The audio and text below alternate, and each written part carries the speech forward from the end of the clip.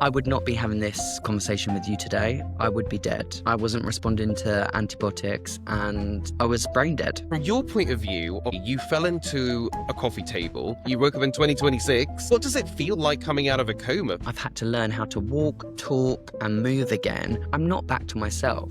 Do you feel that there is a pressure on you to make the most of this second chance or to be some sort of inspirational version of yourself? What does slowing down look like? If your life had have ended in December, what do you think you would have regretted most? In December, my friend Daniel Harding fell into a coma and was given a 5% chance of survival. Today, he's here. And we're going to talk about what that does to a person and how you rebuild. We're not just talking about survival, we're talking about what happens when your life stops unexpectedly and what you choose to build afterwards. Right, Dan, here we are. First off, let me say, I'm so thankful you're alive. Oh, am Because I? you had me worried for a very long time in December. I mean, do you want to just kind of explain to the audience what happened in December? I mean, first of all, I'd like to apologise for having you worried. But I love that you were, and thank you. What happened in December is something that I find very, very hard to sort of describe and talk about. But the only way I can describe it is my life hit pause. I literally was, like you say, running every week. I was healthy. I had a great high powered job and I was bossing life, I'd say. I had books. I had everything that sort of I had dreamed of, but I fought for more. I wanted more. And that's what I always felt. And then all of a sudden, I'm hit with a horrendous critical condition called meningitis. And it came out of the blue. Literally, I was drinking on the Friday night with some friends. I ran on the Saturday morning, and then on Sunday, I was hit with an ear infection, which I went to A&E with, and they sent me home. And that is literally the period that I had. So I went from 0 to 100, and by Monday morning, I stumbled into a coffee table and collapsed unconscious, and I got blue lighted to the Queen Elizabeth Hospital, and they declared in the ambulance that I had meningitis. And they only got that because I was pulling a sheet over my head, and they said that one of the signs is sensitivity of light. So they declared it then. If they hadn't, I would not be having this conversation with you today. I would be dead because you do literally have 24 hours before you lose your life. And they started administering antibiotics and then literally did a lumbar puncture and declared that I did have meningitis, and the rest was a whirlwind. And 2 days later, my parents and my sister and my friends, like you, got told that you should probably say goodbye because I wasn't responding to antibiotics and I was brain dead. And it was very real to them. Obviously, I was in a coma. So I can't even comment on it, but I hear their stories, I hear your stories, and my heart just goes out to that. And it's something I never saw coming, something I can never quite get my head around, but something that did happen. But I'm here today, and it's because of great doctors, great nurses, great hope, and fantastic antibiotics that, fingers crossed, are still working and still doing their stuff. I mean, just hearing you retell it, and obviously we both lived it in different versions, it's still shocking. And I think that that's what I wanted to talk to you about, because when you were in your coma for 3 weeks, a lot of things happened. And I think one of the biggest things for me as a friend was that I really struggled to process that this was actually happening, that it was really real. It felt so unbelievable. I wanted to call you and be like, can you believe this? Which is obviously the one thing you can't do.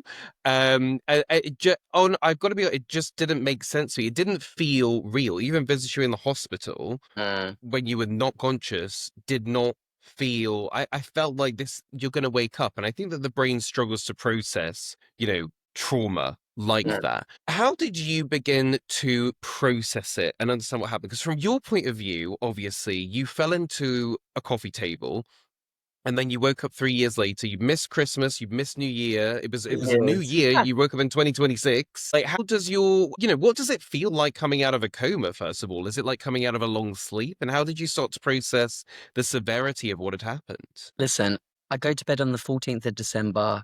I think that I'm waking up on the 15th of December, but it's the 2nd of Jan.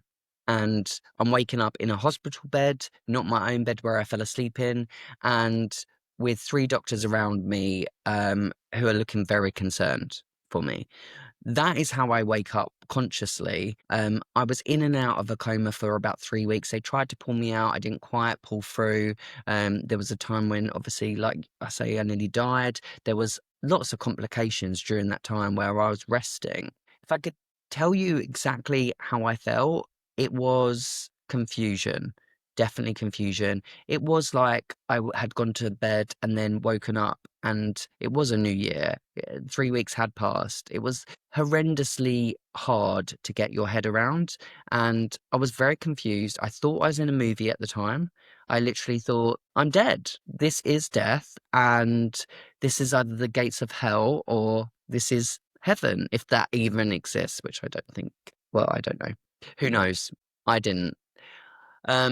And at that time, I really did feel confusion. I felt upset. I cried myself so much. I just couldn't get my head around these conversations that I was having with people, where people were telling me their truths and what happened and where they were when they found out the news, the bad news that they got delivered. And I was just literally, all I kept on thinking was, hold on, Friday night I was out drinking. Then I went for a run. Then I went to sleep and bam, it's a new year. As you start to get your head around what's happened and the severity, do you feel grateful to be alive? Do you feel terrified of like, whoa, I'm really in the woods? Do you have like a calling to go out and, live your life? Not that you weren't living your life before. Like what are your sort of emotional drivers in that moment? Listen, in that moment, it was January, it was early January. I'd already missed Christmas, a holiday, New Year. I was freaking. I was actually freaking out. But I've had the time. I had 7 weeks in hospital for recovery. I was on antibiotics for that time. I've had to learn how to walk, talk, and move again, which is really hard. I'm still having physio. I'm still having therapy and relearning. Like, my head still feels dizzy at times. I'm not back to myself. I feel so grateful that I am here. I am talking about it. I feel privileged, and I feel incredibly fortunate to have something that resembles a little bit of my life back, which is good for me. I've got a long way to go.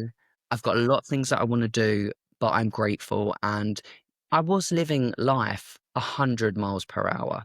I was working too much. I was working weekends. I was working evenings. I was burning the candle, as my dad would say. I was doing all these things that I wanted to do. And I thought, yeah, tick it off and let's move on to the next thing and stuff. What it's taught me is that I could live life at a much slower pace. I can still reach my dreams, but rest and look at my dreams and feel like, oh my God, look what I've achieved. And I wasn't doing that. I wasn't appreciating what I achieved. I was moving on to the next thing. And what I've realized is life is short. You shouldn't do that. You should appreciate each moment, each person, and be thankful for your life. And I think that is what I'm sort of learning every day, just to be thankful that I can wake up and I didn't fall asleep and never wake, which, touch wood, still, Those are I some wake great each day. lessons to take out of it, though, and learnings. I wanted to switch you a little bit. Like, I know from my own personal view how loved you were and all of the outpour. I mean, trying to get into your hospital bed once you woke up, it was harder to, been easier to get tickets to the Met Ball. I mean, the queue was down the street. Trying to get Um, into my hospital bed, you naughty man. um, but talk to me a bit about what that was like, because I'm probably someone that if people reached out and showed loads of affection and care, I probably feel really uncomfortable with it. But obviously, you're on the receiving end of a lot of sympathy, of people, showing you that you love you, which obviously is really nice. But how did people treat you? And really, do you feel back to normal, or do you feel that people treat you like with safety gloves? And how would you like people to treat you? I feel like I can't explain the love that I felt. It was incredible to have different people come visit me, to have people share their love. And just to experience all of this overwhelming feeling of, oh my God, I was loved or I am loved. And I think that was really lovely, to be honest. I mean, I'm overwhelmed. I'm very thankful and I'm grateful. And that does feel nice in a way. It does feel a little bit overwhelming, obviously, sometimes. I've had to like adjust to that sort of feeling and stuff. I don't love being the center of attention, but I in that moment was very much like, okay, I can deal with this like a sort of a little bit. I just think it just shows you like the love people have for people in their lives and the value they have, and the fact that people reach out to you who you perhaps lost connections with. It's like it gives you a bit of a boost of, oh my God, okay, these are like, I wouldn't say new friendships, but I would say like it revives some friendships as well and just like connections and stuff. And everyone just agrees like life is short, these things are going to happen, and there's no control we have over them. But I've been blessed, I would say, about having like great people in my life and being able to reconnect with these people, and share drinks and nice stories. I mean, look at you and I, like we've shared countless cocktails over the years and laughed, and it makes me so sad to think that we would never be able to do that again. And Oh, that was a really dark moment for me, actually, because it was very hard to process what had happened. But I was actually on the way back from visiting you in hospital, and I don't know why I did this on the tube of all places, but I started going through pictures of us at different events and almost broke down crying on the tube, just being like, I can't never do this again with him. Mm. I don't understand how, however long I live, the next 30, 40 years or whatever, hopefully, that what we would never do this again. We would never go and have cocktails and go to events and have like that. Just it blew my mind. It was just a really hard like thing to think about. I think it's really hard. It's hard to process. You and I were each other's wingmans, I'd say, at these Right. events. And that No one can network a room like us. exactly, and, like, you kind of like that can come in many forms. I mean, yeah, sure, you helping me to sort of speak to men, and other bits and stuff, but, it's those moments you sort of like it's those moments that actually while I was in my hospital bed for 7 weeks, like, very down on my life and thinking, "Gosh, I did nearly die," and the reality of that, and thinking of those moments of like, yeah, great holidays, great moments, even just laughing with you and like other friends and stuff and just experiencing that. That fills your cup so much and just makes you so like thankful for life. And I just think it's those conversations I never thought I'd ever be able to have or physically have or mentally have. And it's just like I'm so thankful that I can have those again. But it teaches you something. It teaches you that, you know, everyone potentially could be exposed to this. It makes mortality of life really real, and it's a very scary thing, and I hope it happens to no one else. I campaign for it. I work with Meningitis Now, the charity, and I really do hope that my story helps other people. But the reality is, this could happen to anyone, and it happened to me, and it doesn't, you know, it doesn't rule out anyone. So No. You touch death, basically. I mean, you couldn't have got any closer to death than you did. A lot of us worry about death, but we are busy running around with our lives, and it's maybe a sort of thought that we have, but we hope we don't have to ever confront too soon. I myself have worries about getting to sort of 80 and being like, oh, you should have done that and you should have done this, and having regrets. And I think both you and I, one thing we definitely share is this going 100 miles an hour. That's why we've got 18 projects going on at once and a full social schedule and, all of that kind of stuff.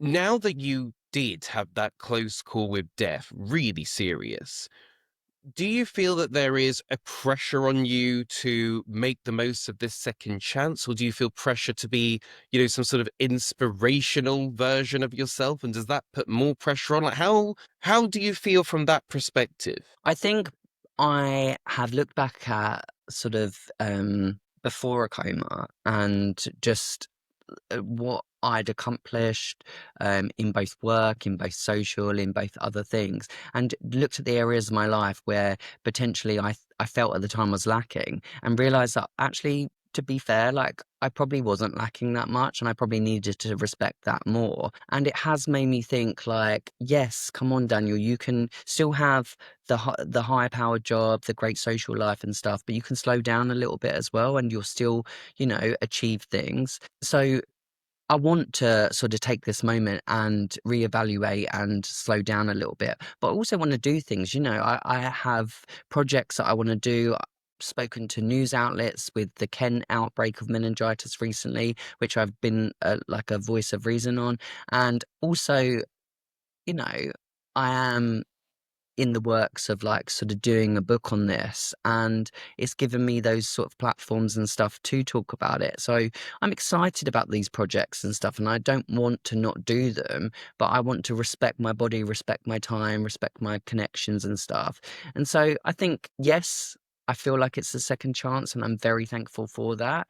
But I'm going to take my time, respect it, and realize that I have got a second chance. Do you know what I mean? And the Mm. realization of that is, I feel enough sometimes. So, what I would say to other people is live your life to the full, take moments to yourself, reevaluate stuff, rest. Sleep is underrated. Come on, guys, we can have an early night once in a while and enjoy. Oh my gosh, be happy because, I was happy, but I didn't respect those happy moments or those happy feelings. So that's my mantra now. Be happy. I like that. I mean, I think you're pretty happy before.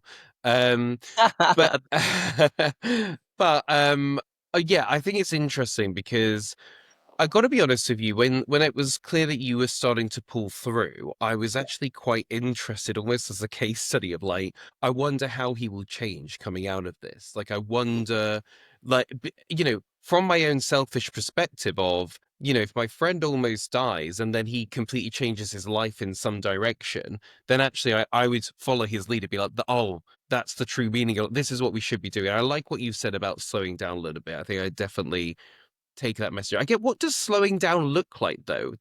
If let me say if attitude and good morning Brennan call and these people call, they all want you. I still don't see you saying no, I'm only going to choose one. Like what does slowing down look like It for means, people like us that do too much? yeah. I tell you what it means. Slowing down means don't feel bad about saying no. Don't feel bad for decisions you make thinking, oh, but what if? Don't think about the what ifs. Think about the right now.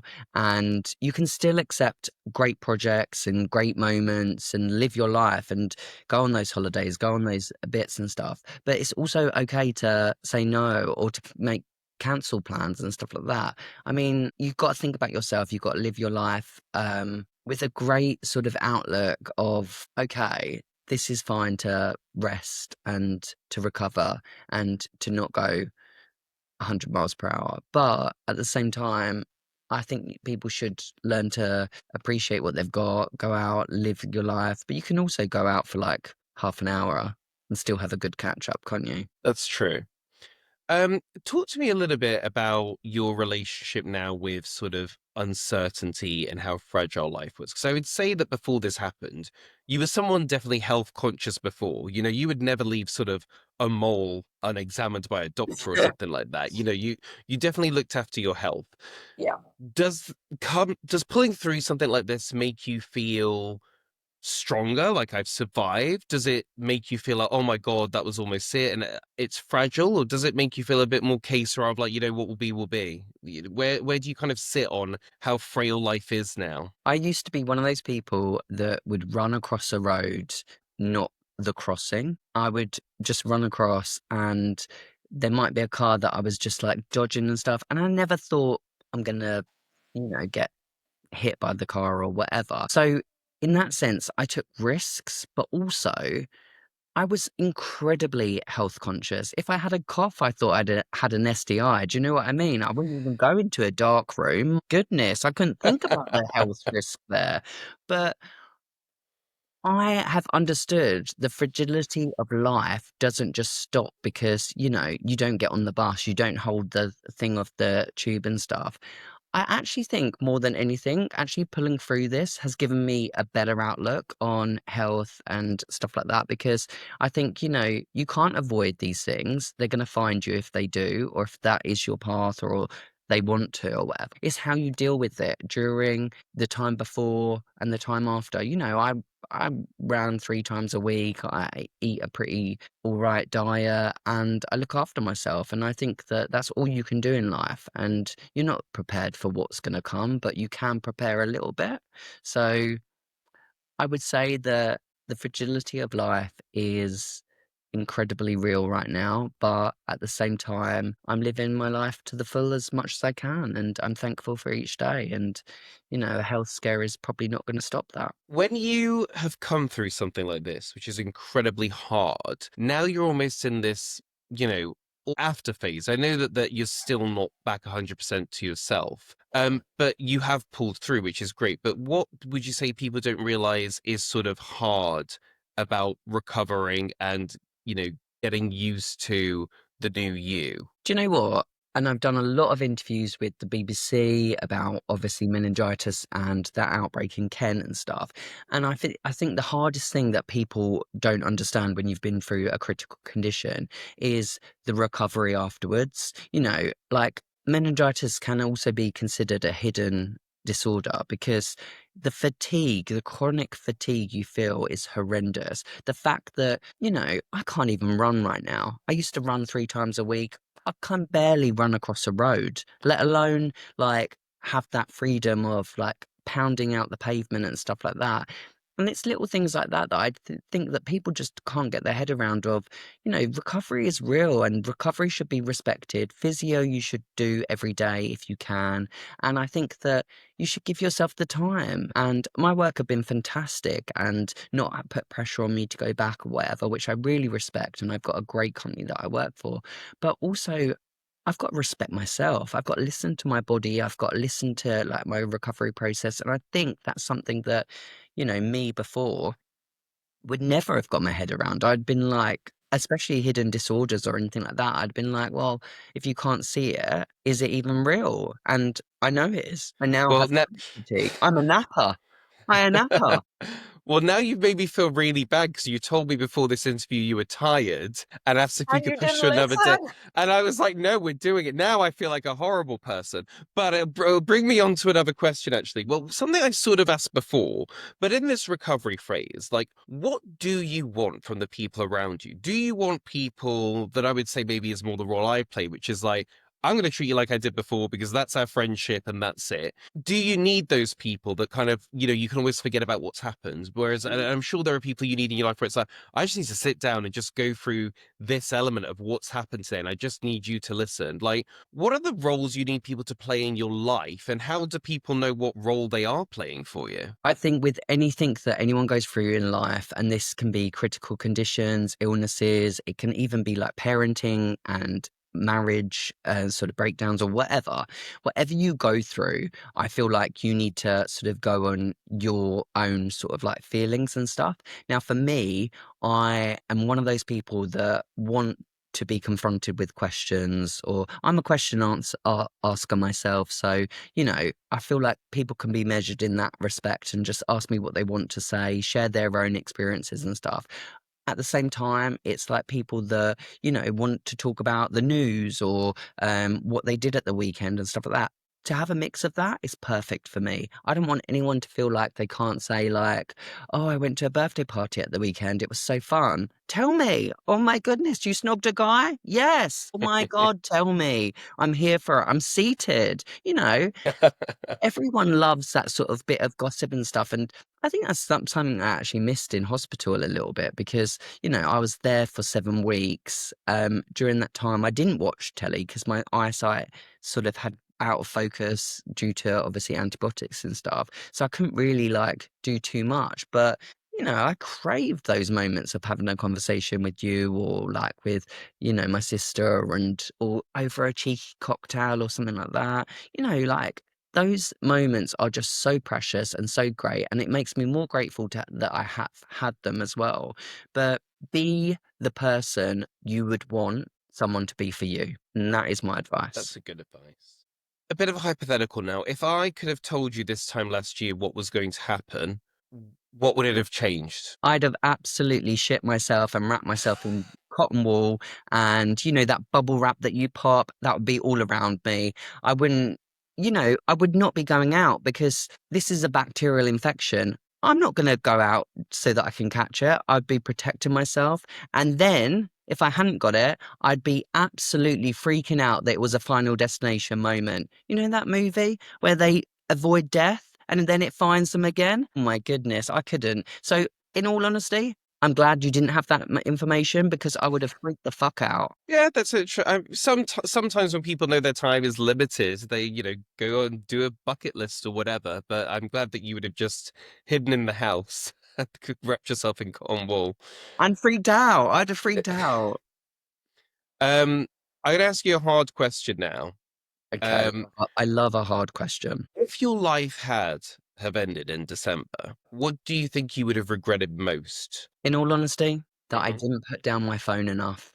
I would have gone on holiday with my family and answered emails. I would have cancelled a friend's party for work or something like that. What I would have regretted is that I did too much that I thought was putting in place my future, but actually putting aside who I loved. So I'd do less of that, and I am trying. I am trying. I'm trying to do less of that. I'm reclaiming the weekend. I'm reclaiming my nights. I'm having good conversations, and I'm trying to live life to the full and not, look at this as much. It's But true you what know they what's say. really interesting? When you were in the coma, I was saying it's so weird. I feel like there's not really much that needs to change. Like you're not someone that isn't living. Do you know what I mean? It's like you already were living so much. That I'm like, it's almost like riding a roller coaster. It's like, oh, you just hope that you can ride the roller coaster again. Like maybe there is, because I think sometimes maybe things like this happen and people feel like, well, I've got to change the whole way I live. So actually, I Yeah. feel like maybe tiny tweaks as you're talking about, but overall you have a great life. And I think I that was think it's something I just got reflected to, I, on when you were unwell, was like, look at all these friends that like are queuing up down the hall and all the fun things and writing books. It's bit, you are definitely inspirational in that way. And you're someone that I think has already made the most of life, which is something I took away from it. well, I really do appreciate that. And actually, it's hearing that and reminding me that actually has more effect than anything. So thank you. I think we should all think like that, though. Also, I don't think anyone should worry about, when they if they die, what they haven't achieved. I think they should think about what they did achieve. And I think Mm. that is the way to sort of go. And I hope people obviously I hope people live for a very long time, but never worry about something you didn't do. Do you know what I mean? It's just like make more mistakes. They're what shape us. Yeah, no, that's an interesting point. I feel like I'm someone that already regrets like as in like I'm 80 and I'm already worried about the things I'll regret at 80, which is just a weird thing to get my head over. Anyhow, I do want to end on a positive note. Oh, I'm happy. What's your news? Oh my goodness. Look, I find that in the hardest moments, the funniest things can happen. And I 100%. think we find a reason to laugh. I hope you don't take offense to this, but one of the times when I came in and saw you when you were unconscious, was with a mutual friend of ours, and we found a reason to laugh. Like, if just like a funny thing of if you were conscious, what you would say. And it was like, oh my God, like we're laughing and look how serious this is. I know. But what have been some of the funny moments that have kind of stood out for you throughout this whole ordeal? Listen, I live my life like something that Samantha from Sex and the City would live in that moment. And she finds the funny. Do you know what I mean? She finds the fun, but she can have a heart as well. So if anyone else lives like that, they're my sort of people. But, you've got to laugh. You've got a joke. If I, well, as I am going about writing this and stuff, it is more of a comedic sort of like real life story. And I want that to be how it's remembered. I want people to find the laughter. You know, there are moments I can't even share with you that, well, I'm going to share with you, but they'll be in the book. But there's moments that, you know, I think, oh my God, I would have been so embarrassed about that before. But then you have to laugh about it. You know, there were moments where I was like chained up to machines. I had a catheter out of my penis. I was crapping into a bowl and, you know, I was having a bed wash from very lovely nurses. And Oh, there are moments where you have to like find a little bit of joy and light. And I think for me, laughter, it sounds so cliche, but laughter is the biggest medicine. And when my friends came to visit and, you know, we shared stories or did laugh, especially like when we did, I just feel like it's just, it all lifts you up and gives you that sort of tiny lift and makes you realize, oh my goodness, life doesn't have to just be negative. Fill yourself with positive people and absolutely laugh. Laugh throughout everything as long as you can. what a lovely note to end on. For anyone that wants to find out more about you or your story, I know obviously your book's not out yet, but where would you like to point people? I'd love people to sort of find me on Instagram, Daniel J. Harding. Um, I have two books already out, both are non-fiction, queer stories. So go and hunt them down, and watch this space because there's more coming, and just at a perhaps slower pace. Absolutely. Daniel, thank you so much. Thank you so much. I love you. I love what you do. Heart. All right, back. Subscribe for more content.